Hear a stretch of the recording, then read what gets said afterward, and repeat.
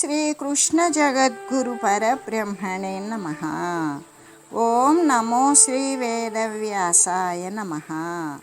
ఓం మద్గురు శ్రీ పూర్ణానంద స్వామినే నమః. ఓం శుక్లాం భరధరం విష్ణుం శశివర్ణం చతుర్భుజం ప్రసన్నవదనం ధ్యాయేత్ సర్వవిఘ్నోపశాంతయే. ఓం వ్యాసాయ విష్ణురూపాయ వ్యాసరూపాయ విష్ణవే నమో వై బ్రహ్మనిధయే వాసిష్ఠాయ నమో నమః.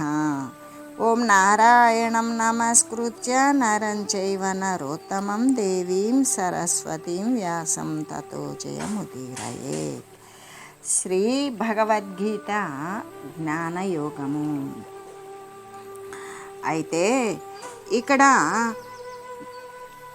పరమాత్మ తెలియజేసినటువంటిది ఆహార సంయమనము. ఈ ఆహార నియమం కూడా ఒకానొక యజ్ఞమే అని కదా ఇక్కడ తెలియజేయబడింది.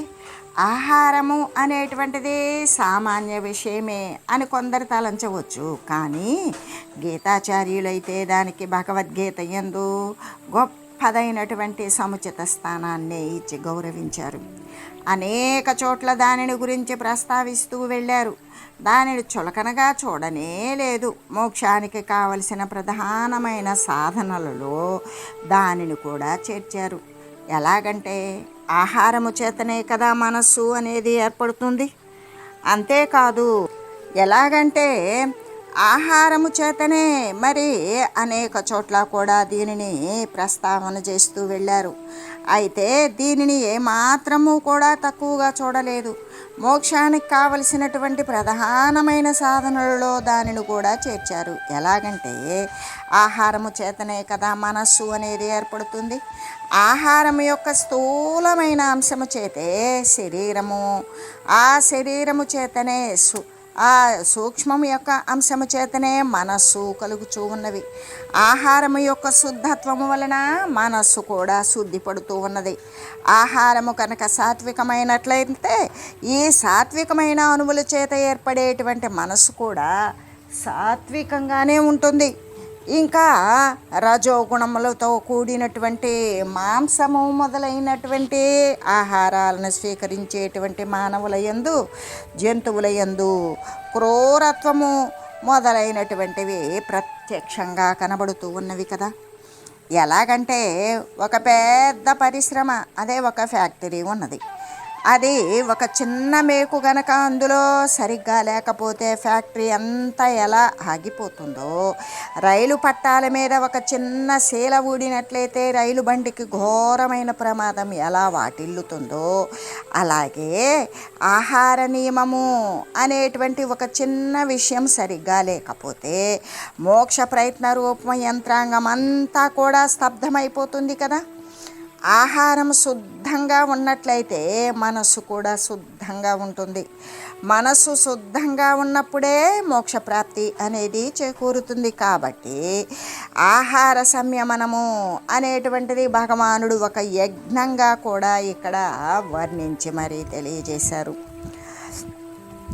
ఆహారం ఏ విధంగా ఉండాలి అంటే ఆహారం ఎప్పుడూ కూడా మితంగా ఉండాలి, సాత్వికంగానూ ఉండాలి, న్యాయమైనటువంటి దాని చేత న్యాయంగా సంపాదించినది అయి ఉండాలి, భగవంతునికి అర్పణ చేసినది అయి ఉండాలి, ఇంకా కూడా నియమితమైనటువంటి కాలసేవితంగానే ఉండాలి అని చెబుతూ, అది నియమ ప్రకారం అది ఈ సమయానికి ఇంత తినవలియును అన్నప్పుడు ఆ ప్రకారంగానే ఉండాలి, అధికమైనటువంటిది పనికిరాదు అని చెబుతూ ఈ 5 విధాలైనటువంటి శుద్ధిని కూడా ఆహార విషయంలో ప్రతి ఒక్కరూ గమనించుకోవలసిందే.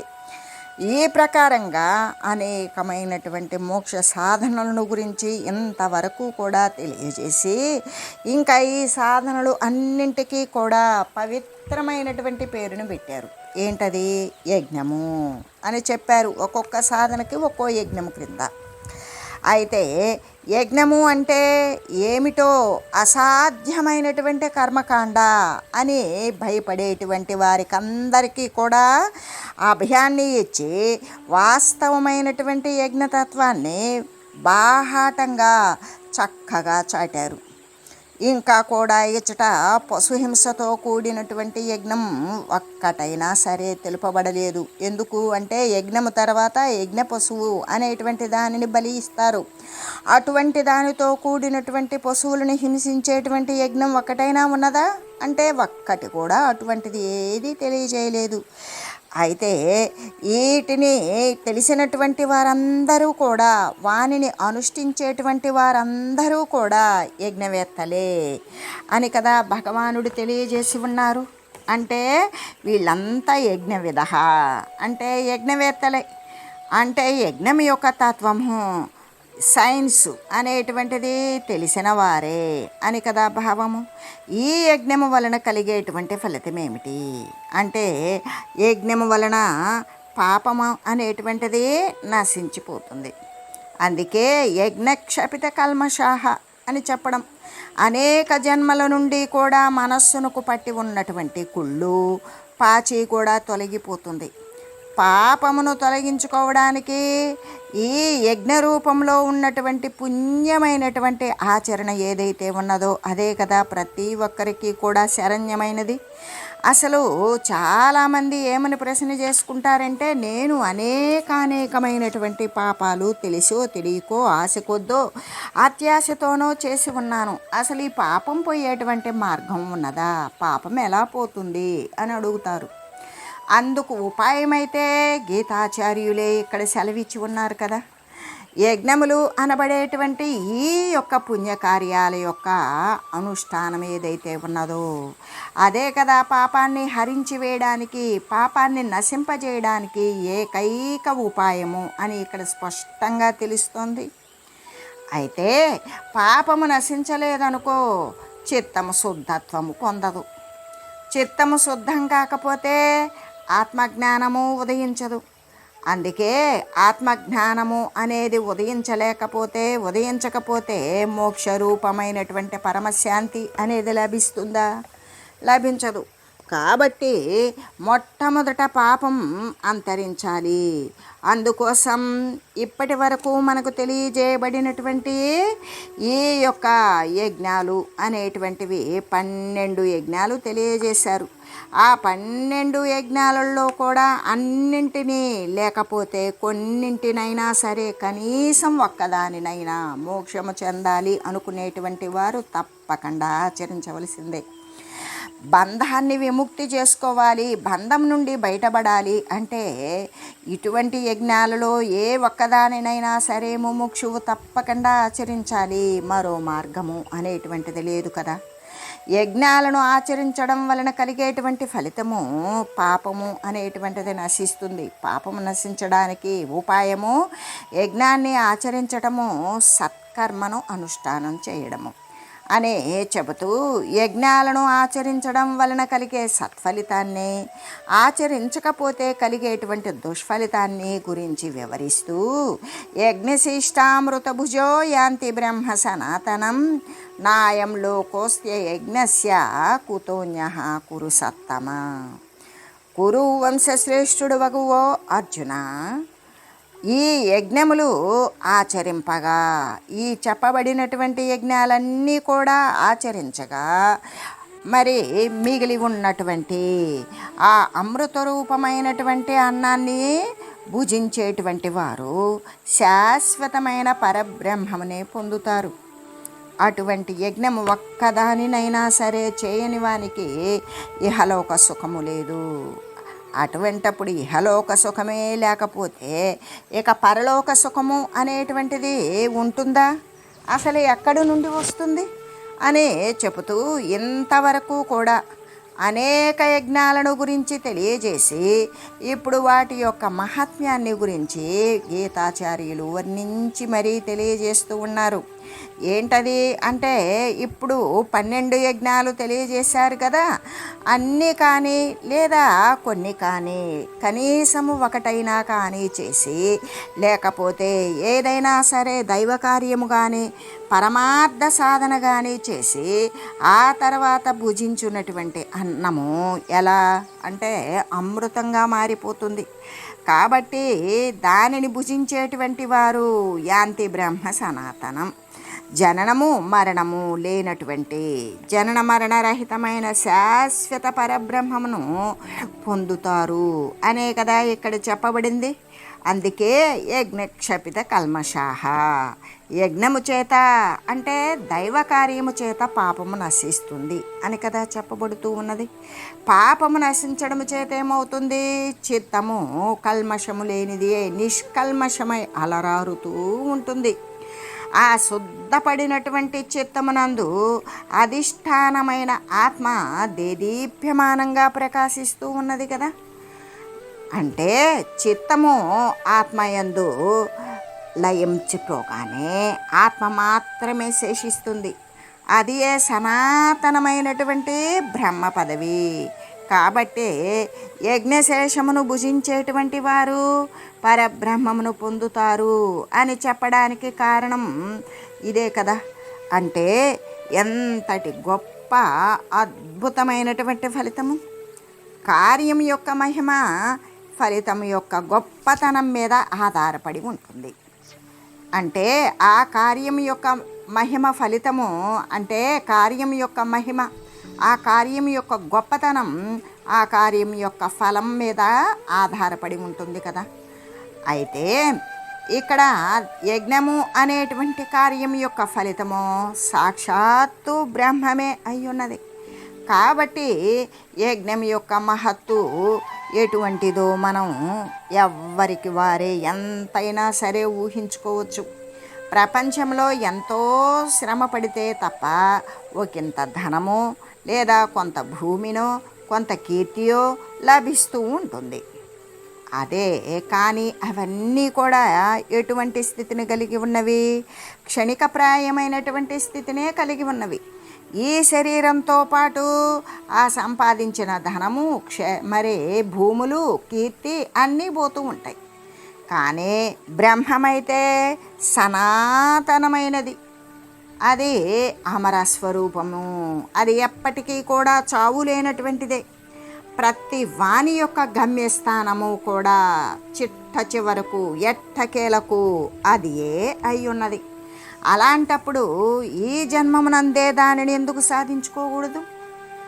అంటే దానిని సాధించడం కోసమే భగవానుడు ఇక్కడ ఇటువంటి ఉపాయాన్ని తెలియజేశారు కదా. యజ్ఞమే దానికి ఉపాయము. అంటే భగవత్ కార్యము, భగవంతుని యొక్క కార్యాన్ని ఆచరించడం, ఆధ్యాత్మమైనటువంటి సాధన చేయడం, పరహితమైనటువంటి క్రియలను చేయడం, ఆ యజ్ఞాల యొక్క స్వరూపము, వాటి యొక్క రకరకాల పద్ధతులు అన్నీ కూడా మనం ఇదివరకే గీతాచార్యులు చెప్పిన విధానాన్ని బట్టి తెలుసుకుని ఉన్నాం. వానిని ఆ తెలిసినటువంటి విషయాలను కొద్దిపాటి ఆచరించినా సరిపోతుంది. అట్లు ఏదైనా సరే యజ్ఞము సత్కార్యము చేయకుండా అన్నము భుజించరాదు అనేటువంటి శబ్దము దృఢవ్రతము తీసుకోవాలి. ఏ విధంగా అంటే ఇటువంటి యజ్ఞాలు అనేకం ఉన్నాయి కదా. అటువంటి కార్యాలలో భగవత్ కార్యము కానీ, ఆధ్యాత్మ సాధన కానీ, ఇతరులకు హితం కలిగేటువంటి క్రియలు కానీ, ఇలాంటి సత్కార్యాలు ఏదైనా సరే ఒక యజ్ఞము, ఈ చెప్పబడినటువంటి 12 యజ్ఞాలలో ఏదో ఒక యజ్ఞము మంచి పని చేయకుండా నేను భోజనం చేయకూడదు అనేటువంటి శబ్దాన్ని, దృఢమైనటువంటి వ్రతాన్ని ప్రతి ఒక్కరూ తీసుకోవలసిందే. ఎలాగంటే ఆ తీసుకున్నటువంటి నియమానుసారంగా వాడు భోజనం అనేటువంటిది శరీరం నిల్వ అంటే భోజనం చేయవలసిందే. భోజనము చేయాలి అంటే వాడొక సత్కార్యాన్ని ఆచరించాల్సిందే. సత్కార్యం ద్వారా పుణ్యము, పుణ్యము ద్వారా జ్ఞానము, జ్ఞానము ద్వారా వైరాగ్యము, వైరాగ్యము ద్వారా ఆ చిత్తము యొక్క శుద్ధత్వము, దాని ద్వారా ఈ యొక్క మోక్షతత్వము అనేటువంటివి ఒకదానిని ఒకటి అనుసరించి ఆ విధంగా చివరకు నిర్వాణ పదాన్ని పొందిస్తాయి. కాబట్టి ఇక్కడ ప్రతి ఒక్కరూ కూడా నేను ఏదైనా సరే ఒక మంచి పని చేయకుండా ఈరోజు భోజనం చేయకూడదు అనేటువంటి శపథాన్ని, ప్రతిజ్ఞ, దృఢమైనటువంటి వ్రతాన్ని ప్రతి ఒక్కరూ కూడా అనుసరించవలసిందే. ఎలాగంటే ఆ నియమమే కదా క్రమంగా కూడా ముక్తికి దారి తీస్తుంది. అలాగా యజ్ఞాన్ని ఆచరించకుండా భుజించేటువంటి వాడు పాపాన్ని భుజించినట్లే అవుతుంది అని ఇదివరకే గీతాచార్యులు తెలియజేసి ఉన్నారు కదా. అటువంటి వానికి ఇహము లేదు, పరము లేదు.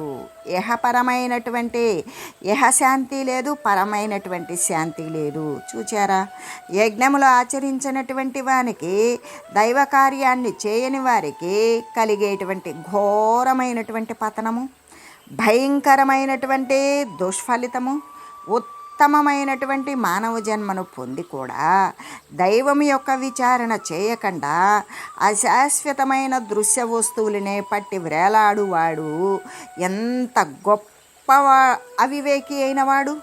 కాబట్టే ఇక్కడ సత్కర్మ విముఖులకు అంటే మంచి పనుల పట్ల వ్యతిరేక భావనతో ఉండేటువంటి వారికి ప్రకారంగా తీవ్రమైనటువంటి హెచ్చరికనే చేస్తూ ఉన్నారు భగవానుడు.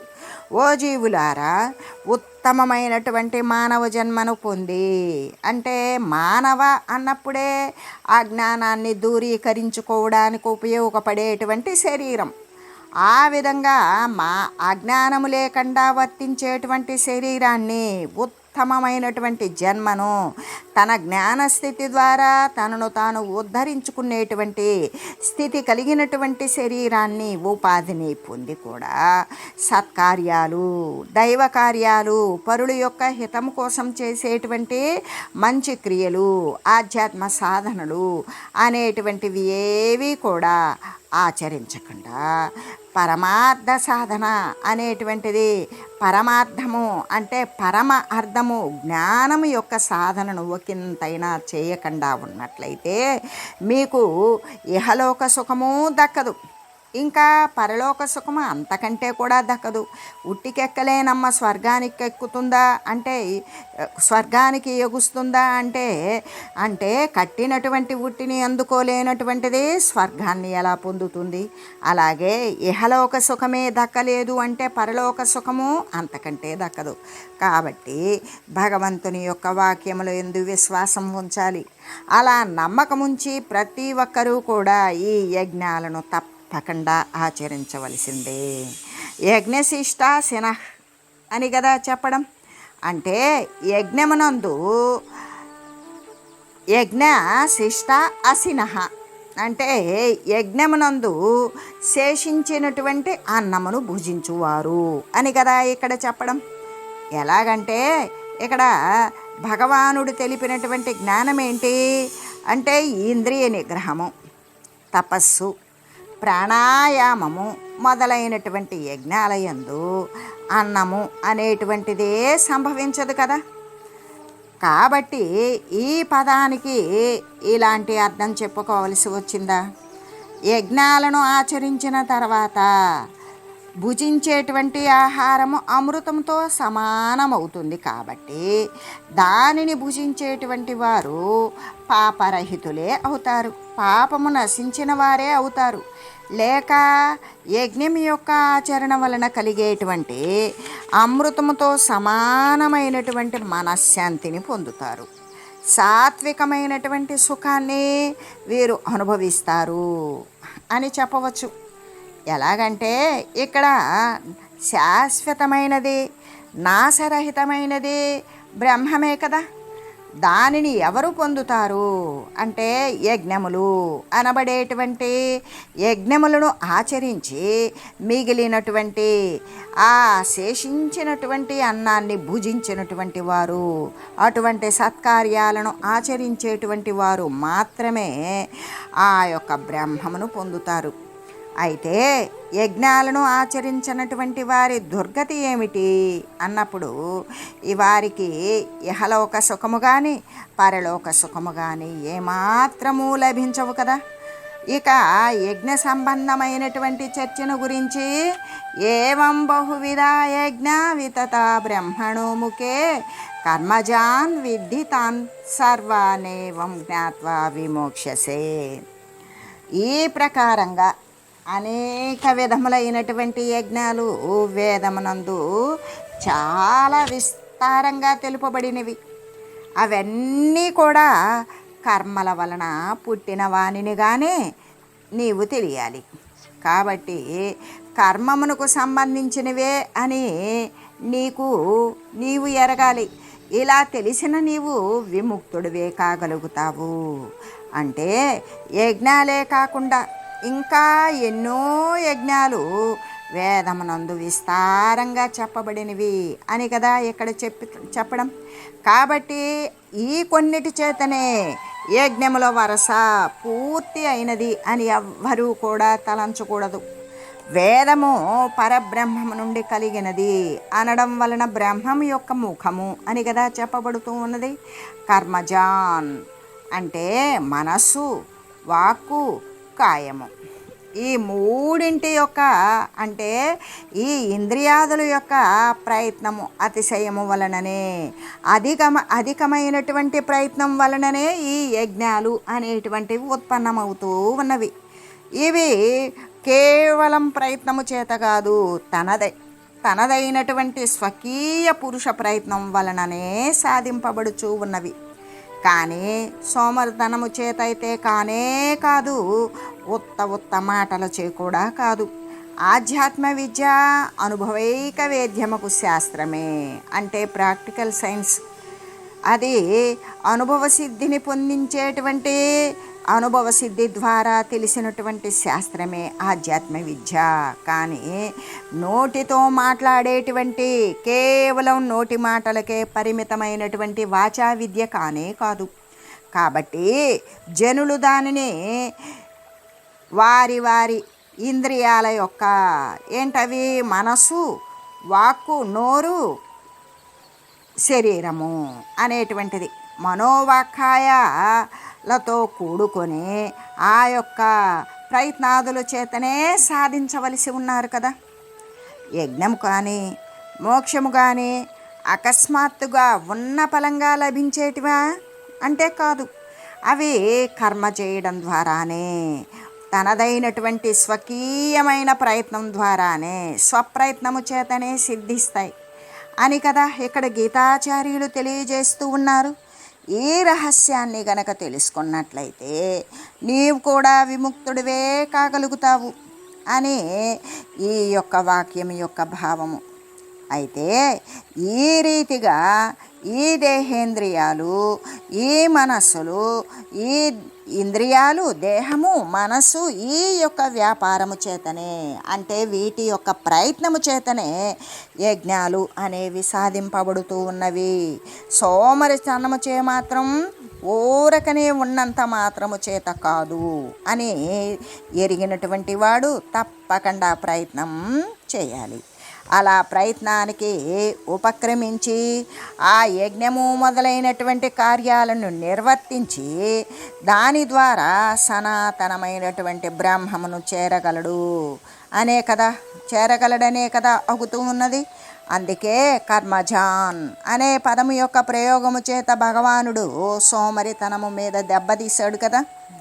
వాచా వేదాంతాన్ని కూడా ఖండించి వేశాడు కదా. విమోక్షసే అంటే మోక్షసే అని చెప్పవచ్చు, కానీ అలా చెప్పకుండా విమోక్షసే సర్వానేవం జ్ఞాత్వా విమోక్షసే అని చెప్పడం వలన యజ్ఞం యొక్క ఆచరణము చేత లెస్సగా విముక్తుడు కాగలుగుతాడు అని తెలిపినట్లే అయింది. ఈ యజ్ఞాలన్నీ కూడా ఎచ్చట తెలుపబడినవి అంటే వేదమునందు ఈ యజ్ఞాలను గురించి సవిస్తరంగా తెలియజేయబడింది. అవి దేని చేత సిద్ధిస్తాయి అంటే దేహేంద్రియ మనంబుల వ్యాపారము చేత సిద్ధిస్తాయి, కానీ సోమరితనము చేత మాత్రము కానే కాదు అని చెబుతూ మనుజుడు ప్రయత్నం చేస్తూ ప్రయత్నపరుడై యజ్ఞాన్ని సాధించి లెస్సగా విముక్తుడు కావాలి. ఈ సత్యం తెలియడం వలన వాడు ఏ విధంగా అంటే ప్రయత్నం చేస్తాడు, దాని వలన కలిగేటువంటి ఫలితాన్ని సాధించుకుంటాడు అని చెబుతూ అసలు మొత్తం యజ్ఞాలు కూడా 12 అని కదా చెప్పుకున్నాము. అవి క్రమంగా కూడా 1 దైవయజ్ఞము, 2 బ్రహ్మయజ్ఞము, 3 ఇంద్రియ సంయమ యజ్ఞము, 4 శబ్దాది విషయ నిరోధ యజ్ఞము, 5 మనోనిగ్రహ యజ్ఞము, 6 ద్రవ్య యజ్ఞము, 7 తపోయజ్ఞము, 8 యోగయజ్ఞము, 9 స్వాధ్యాయ యజ్ఞము, 10 జ్ఞానయజ్ఞము, 11 ప్రాణాయామ యజ్ఞము, 12 ఆహార నియమ యజ్ఞము. ఈ యజ్ఞాలన్నీ కూడా జీవుణ్ణి పాపాన్ని పోగొడతాయి. ఏ ఒక్కటి అనుసరించినా కూడా ఆ జీవుని యొక్క పాపాన్ని నశింపజేసి చిత్తశుద్ధిని కలిగిస్తాయి. దాని ద్వారా మోక్షము అనేటువంటిది పొందడానికి అవకాశం ఉంటుంది. కాబట్టి ముముక్షువులంతా కూడా వీరిని చక్కగా ఆచరించాలి అని తెలియజేస్తూ, ఓం మంగళం పావన గీతామాత, జయ మంగళం భక్తజనావణి బంధ విమోచనే, భవభయహారిణి భవ్యదాయిని మంగళం. ఓం మంగళం శ్రీ కురుక్షేత్ర రణక్షోణి విహారిణే, పార్థసారథి రూపాయ గీతాచార్యాయ మంగళం. ఓం మంగళం మహత్.